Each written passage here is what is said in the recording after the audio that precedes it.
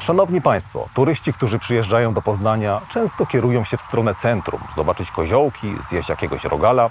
Natomiast to, co najlepsze, znajduje się na obrzeżach, poza centrum. Za moimi plecami piękne perły architektoniczne z okresu późnego Balcerowicza i wczesnej patodeweloperki, choć z zewnątrz surowe, w środku czasami kryją prawdziwe skarby. Jeden z nich chciałem Wam dzisiaj pokazać. Chodźcie, zobaczymy.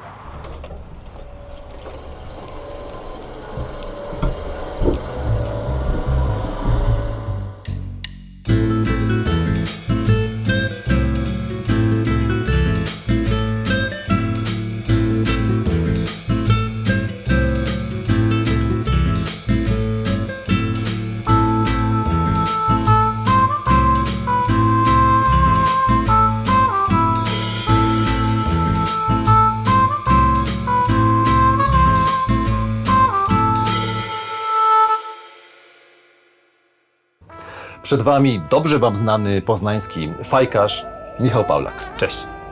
Spotkaliśmy się tutaj, żeby pokazać Wam proces tworzenia fajki od A do Z. Trudno powiedzieć, ile materiału uda nam się zebrać, być może na tyle, że trzeba będzie z tego zrobić 2 odcinki. To oczywiście wyjdzie w praniu, ale zanim przejdziemy do tej jakże pasjonującej części praktycznej, chciałem się zapytać, Michał, co u Ciebie słychać? Widzieliśmy się ostatnio 4 lata temu. Trochę broda mi posiwiała, włosów coraz mniej, ale pewnie pytasz o fajki. Jak najbardziej. Fajki, jak wiesz, robię wieczorami tylko, czy w weekendy, czy w soboty, czy w niedzielę. No i tu chciałem swojej rodzinie podziękować, która dzielnie znosi moje ciągłe nieobecności. Ale wracając do fajek, to spotykam się z fajczarzami, robię fajki, rozwijam warsztat, jeżdżę na wystawy, które są organizowane przy okazji zawodów, które się odbywają i w Polsce, i za granicą. Byłem w Gdańsku, Koninie, Bydgoszczy, Wrocławiu, w Przemyślu na święcie fajki. Przez te kilka lat, których się nie widzieliśmy, to kilkanaście takich wystaw się odbywało. Był też Poznań, czyli Puchar Drużyn Klubowych, największa impreza, która się odbywała fajkowa, w której wystartowało prawie 300 fajczarzy. Przy okazji tej imprezy udało mi się zaprosić do warsztatu, tutaj do mnie do warsztatu 3 polskich fajkarzy, Zbyszka, Wojtka i Mateusza, i razem wspólnie zrobiliśmy fajkę, która poszła na aukcję charytatywną. Ale też podróżuję za granicę. Byłem u Mimo Romeo po Wrzosiec, po klocki wrzoścowe, u słynnego Bray Cartera, jak i też byłem w Rumunii na zawodach. Bogate życie fajkowe. Tak. Jeżeli mówimy o Poznaniu, to Poznań nie powiedział ostatniego słowa i słyszałem, że przygotowujesz fajki na Mistrzostwa Polskie, które się odbędą w Poznaniu w przyszłym roku. Tak, zostałem poproszony o zrobienie fajki na fajki turniejowej, czyli coś, czego nigdy nie robiłem, bo to jest taka sama fajka. Nie jest to fajka taką, którą lubię robić, gdzie mogę sobie pozwolić na mój kształt, na to, co daje natura, tylko zrobienie 100 dokładnie takich samych, czy 150 dokładnie takich samych fajek. Ale jakby to miało być, żeby Poznaniak nie zrobił fajki na zawody, które odbywają się w Poznaniu. Tak, to nic innego nie będziesz robił, tylko te fajki przez przyszły rok. Ale może znajdziesz jakieś to mnie wyłączy. Tak, niestety to mnie wyłączy na pewnie parę miesięcy zrobienia normalnych fajek. Ale liczę, że jednak znajdziesz czas na to, żeby zrobić jakąś swoją oryginalną fajkę. A co do tych imprez, to ja też chciałem się Ciebie podpytać o wrażenia z imprezy, która miała miejsce w stolicy Wrzośca, czyli we francuskim Saint-Claude. Impreza, która się odbyła w tym roku, prawda? Jeszcze. Tak, w tym roku tak naprawdę to Wojtek Pastuch zapoczątkował. Zapytał luźno, czy nie pojedziemy. Ja w ciemno zarezerwowałem nocleg. A dopiero później zajęliśmy się organizacją, czy w ogóle nas tam wpuszczą, czy dostaniemy stoisko i jak to w ogóle zrealizować, jak dojechać. Ale wszystko się udało. Jechaliśmy samochodem prawie 15 godzin w jedną stronę, no bo tutaj w rachubę wchodził tylko samolot do Genewy i wynajem jakiegoś samochodu, więc to odrzucilimy. Bo to jest takie małe miasteczko i tam nie jest łatwo się dostać. Tak, podobno. Saint-Claude jest to mała wioska w takim górzystym terenie. No, trudno tam z komunikacją, no, ale no, jest to daleko, no, ponad 1300 km, więc no, tylko samochód tak naprawdę i kilkunastogodzinna podróż. Jechaliśmy na zmianę, ale wszystko się udało. Było to dla mnie ogromne przeżycie móc stanąć wśród 100 wystawców, ponad około 100 wystawców z całego świata, móc zaprezentować swoje fajki. No właśnie słyszałem, że to organizował właściciel, tak? Właściciel Chacoma. I w ogóle śmieszna sytuacja, no bo ja pamiętam, że on był w Przemyślu w zeszłym roku, w 2024. Tam udało się go poznać też bardzo... Nie w 23? Chyba w 23. Nie, w 24. Rok temu. Rok temu to było, na pewno to było rok temu, bo rok temu była fajka francuska, a w tym roku na Święcie Przemyskim, już nie amerykańska była, ale tak, to było rok temu. Zresztą w każdym razie był. Tak. Udało się go poznać, bardzo sympatyczny człowiek. Troszkę sobie popił, wiadomo jak to na imprezie u Zbyszka akurat, zamykaliśmy razem imprezę i ogólnie on był dość mocno oczarowany wtedy tą imprezą w Przemyślu, tą taką jakby dynamiką jakby kultury też fajczarskiej w Polsce. Chodzi o święto, konkretnie fajki, nie? I prawdopodobnie to go trochę tak pchnęło do tego, żeby zrobić pierwszą edycję takiej imprezy Saint-Claude, nie? Bo to była pierwsza edycja. Tak, to była pierwsza. Trudno powiedzieć, co go tknęło, ale impreza była tak ogromna, że myślę, że przerosła wszelkie oczekiwania.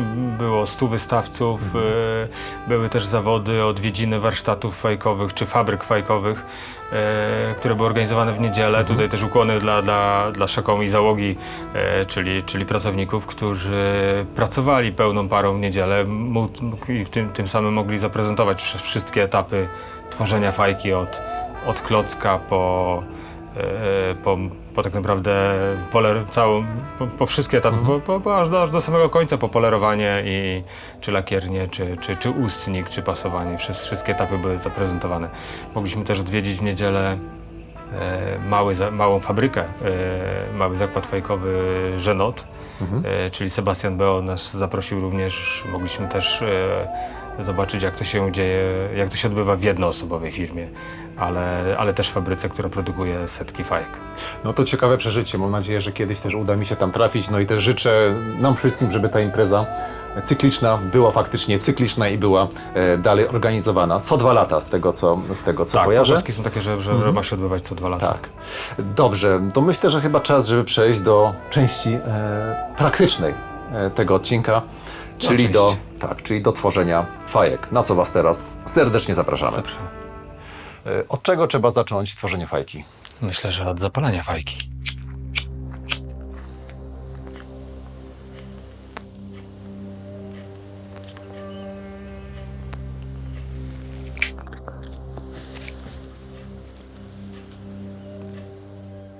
Mój ulubiony sposób robienia fajki to taki, gdzie natura dyktuje więcej niż albo w przeciwieństwie, kiedy mam narzucony kształt z góry. Tu pięknie słoje się nam układają, to zróbmy.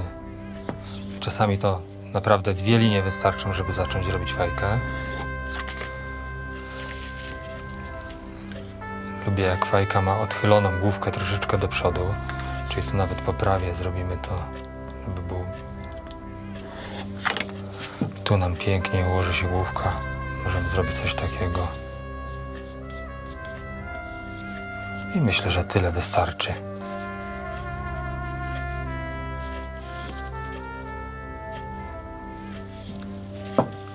Szyjka będzie cieńsza, ale zobaczmy, co nam z tego wyjdzie.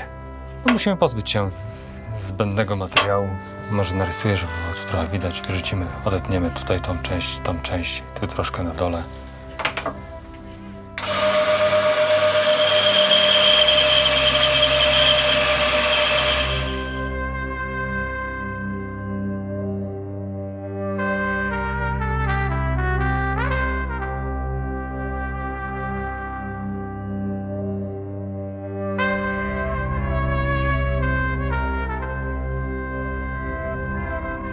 Klocek ustawiamy w tokarce, żeby było osiowo. Do tego wykorzystuję laser, by móc dokładnie określić jej położenie. Tu zaczynamy zawsze, ja przynajmniej zaczynam, nie mówię zaczynamy zawsze. Zaczynam zawsze od nawiercania kanału dymowego, potem od główki.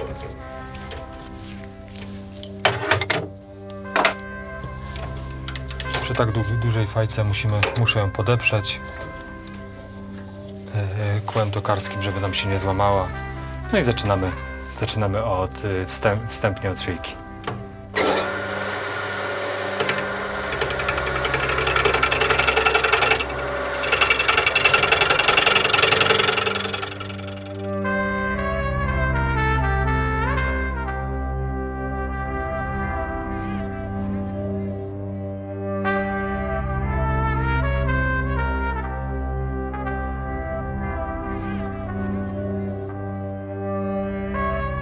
W międzyczasie spoglądamy, jak to wychodzi, czy nie ma jakichś uszkodzeń, sandpitów. No tu mamy jakiś mały punkcik, jakąś wadę klocka, zobaczymy, co z tego wyniknie.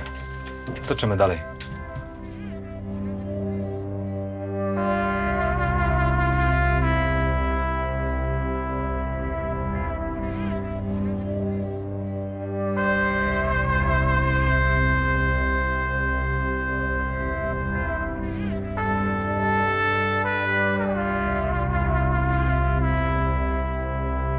No jak widać, mamy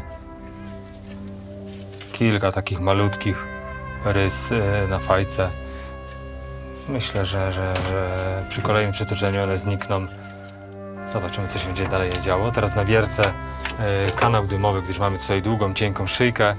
Ja chcę tutaj tak naprawdę, chcę, żeby była jeszcze bardziej cienka, ale najpierw wywiercimy kanał dymowy. Kanał dymowy zaczynam zawsze od wiertła 4 mm. Zaczniemy takim króciutkim wiertełkiem, bo długie mogłoby wpaść nam przy nierównej końcówce, tutaj naturalne plato mogłoby wpaść nam w wibrację.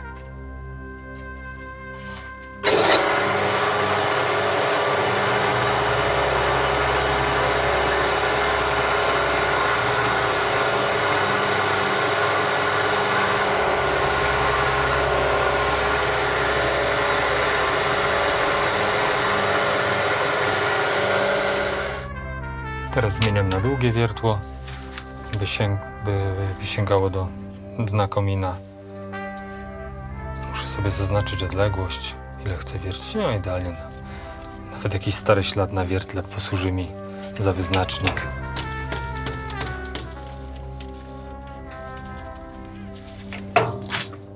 No i wiercimy już kanał dymowy do samego końca.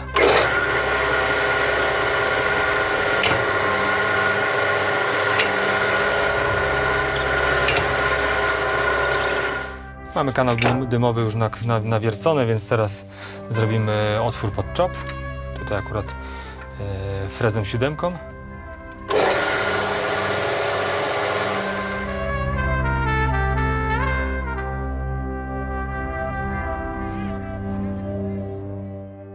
No, fajkę już obróciłem. Szyjkę zrobiliśmy taką zwężającą się w stronę główki. Zwężającą się teraz zrobimy wstępny kształt główki. Zobaczymy, co nam tutaj natura podyktuje.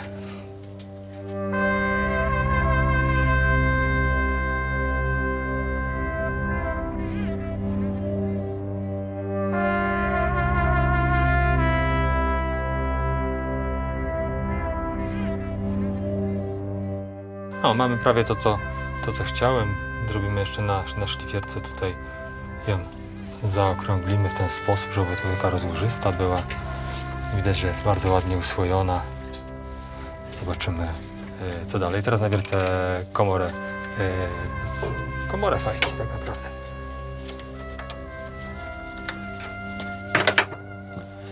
Zrobimy wiertłem frezem 20, lekko zwężającym się ku dołowi. Muszę zaznaczyć sobie, dokąd wiercimy,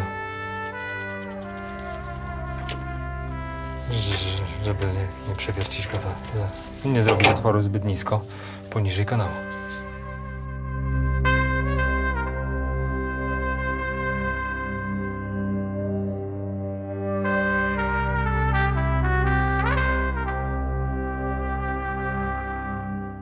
Po nawierceniu kanału dymowego sprawdzam dokładnie, jak to wygląda. Świecę latarką na dno komina, czy idealnie nam się zgrywa.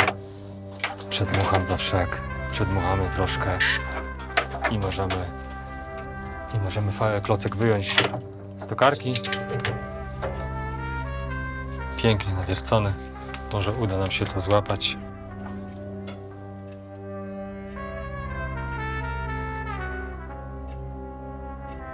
Po nawierceniu kanału dymowego i otworu fajki obcinam. Resztki by łatwiej się szlifowało.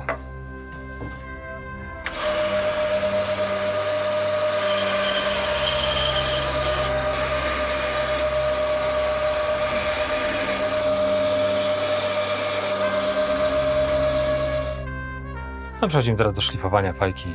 Tutaj na najwięcej można sobie pozwolić. Można zmieniać dowolnie ten kształt. Zobaczymy, co tutaj, na co możemy sobie tutaj pozwolić, jak go podciąć, podetniemy go taki ładnie, żeby był rozłożysta ta główka. Dobra, bierzemy się do pracy.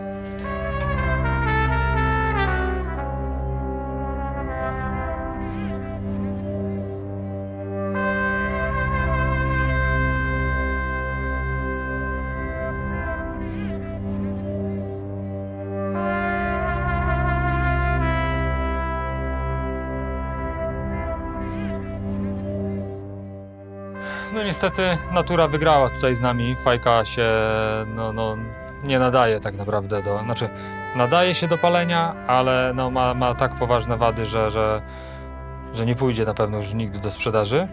Ale postanowiliśmy z Krzyśkiem, że ją dokończymy, bo nie ma czasu już, żeby zacząć od nowa, więc dokończę ją z tymi ubytkami i zobaczymy, co z tego wyjdzie.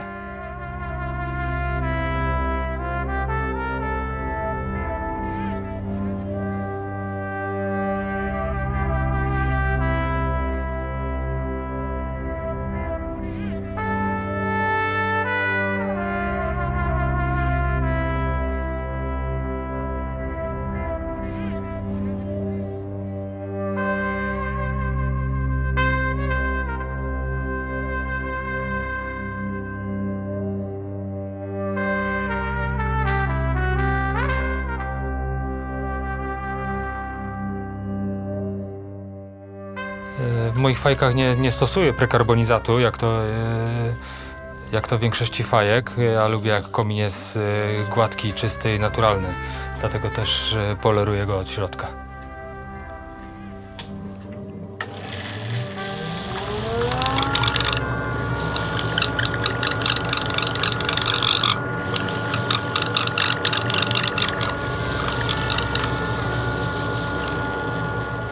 Ustnik do tej fajki miałem już wstępnie przygotowany. Teraz tylko opracuję cały zgryz i żeby był cieńszy.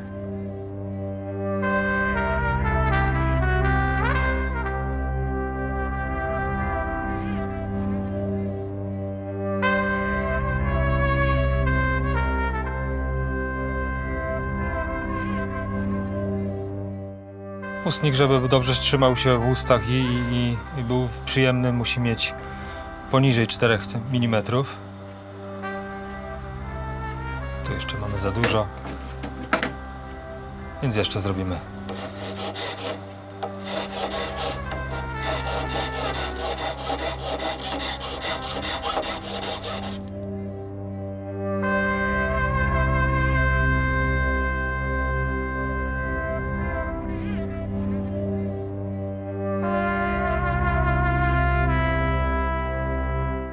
No, grubość mamy już prawie odpowiednią.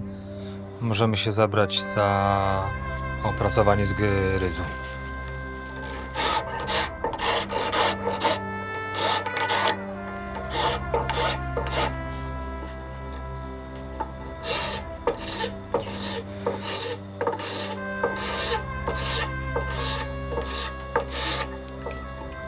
Po wstępnym opracowaniu pilnikiem, moim przepięknym szwajcarskim nożem, usuwam z grubsze rysy, które powstały po pilniku.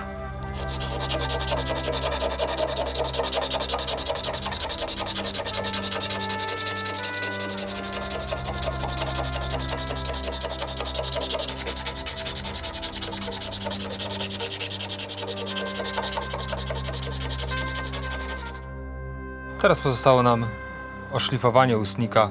Najpierw papier 320, potem 600 i 1200 i to samo zrobimy z główką.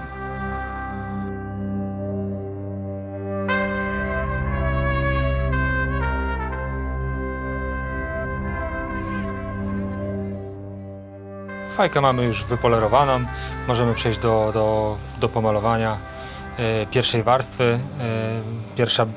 Pierwsza warstwa będzie czarna, by podkreślić usłojenie wrzośca.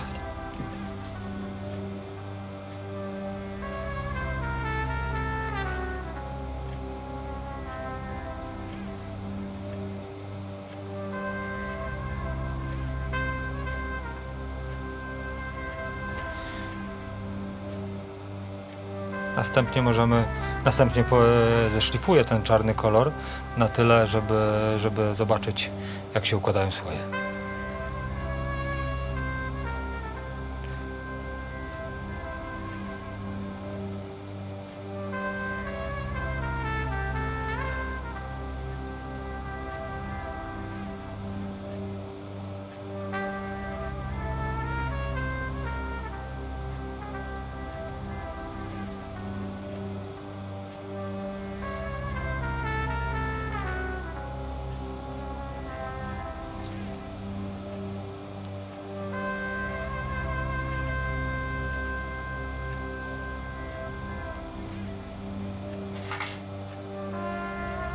Możemy trochę poprawić.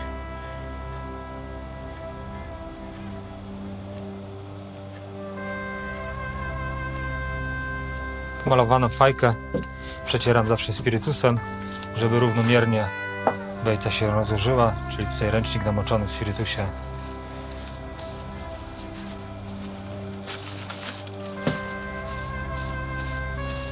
Już widzimy, jak wychodzi ładny kontrast.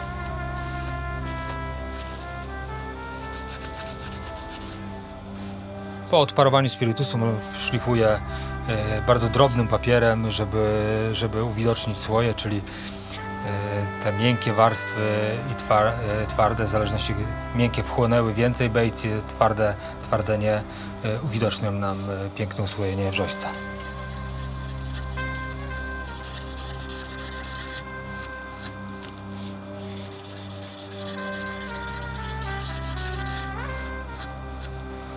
Tutaj co kilka pociągnięć papierem obserwujemy, jak to wygląda, żeby równomierny kolor był na całej fajce.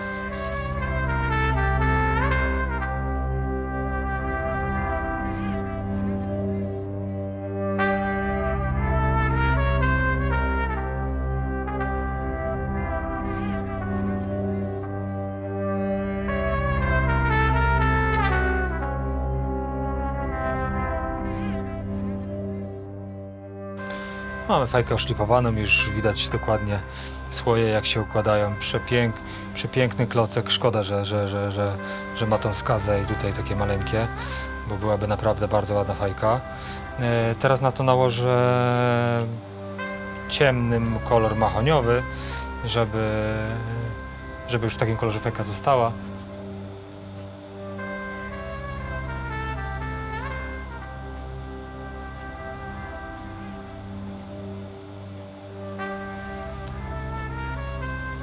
Teraz fajka wygląda bardzo, że jest mocno ciemna, ale po przetarciu ponownie z papierkiem ze spirytusem będzie jaśniejsza. Będzie dużo bardziej jasna.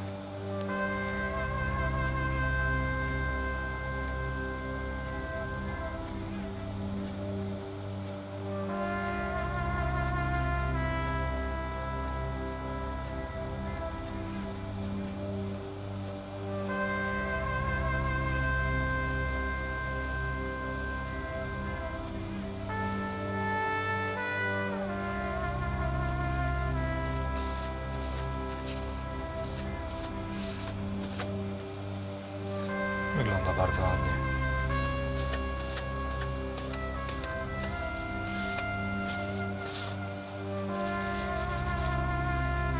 Teraz delikatnie jeszcze przetrę ten kolor papierem 1200, już takim bardzo, bardzo delikatnym. Następnie fajka trafiłaby do olejowania, czyli tak naprawdę, żeby utrwalić kolor, ale dzisiaj niestety musimy pominąć sobie ten etap, gdyż olej przynajmniej z 2 dni powinien schną. Spróbujemy ją wypolerować bez olejowania.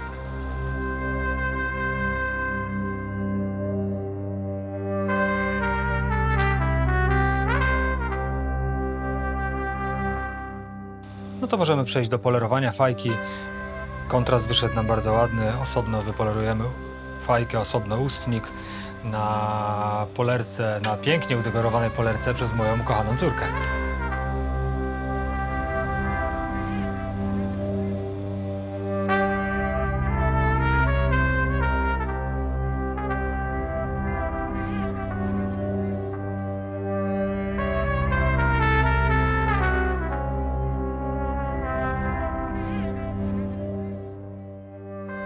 Fajka już prawie wypolerowana, ustnik też. Pozostało nam nałożenie wosku Carnauba, ale zacznę od tego nierównego plato. Nałożę wosk taką szczoteczką.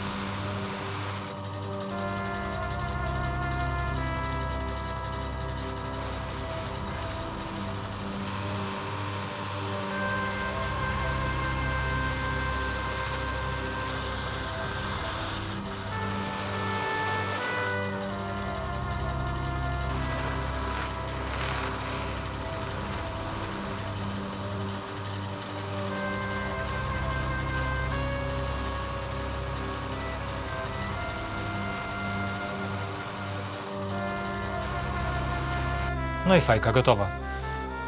Mamy nałożony wosk. Pięknie lśni. Myślę, że jak na takie tempo to wyszła przepięknie.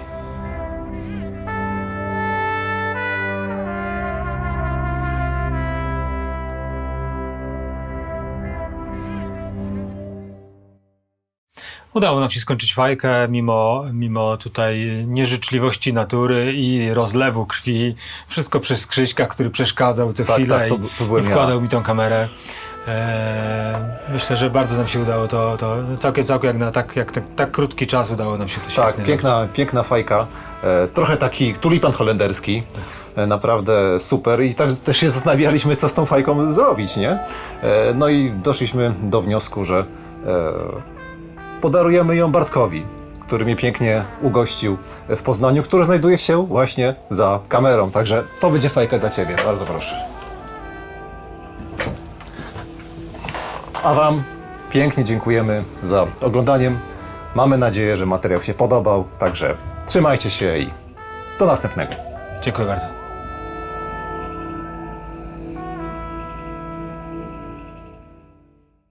Ale zanim przejdziemy do kwestii takich praktycznych, no chciałem zapytać, co u Ciebie słychać w warsztacie? W warsztacie? Tak jest. Poza tym, że posiwiałem, nie w warsztacie. Warsztat też posiwiał? Jeszcze raz?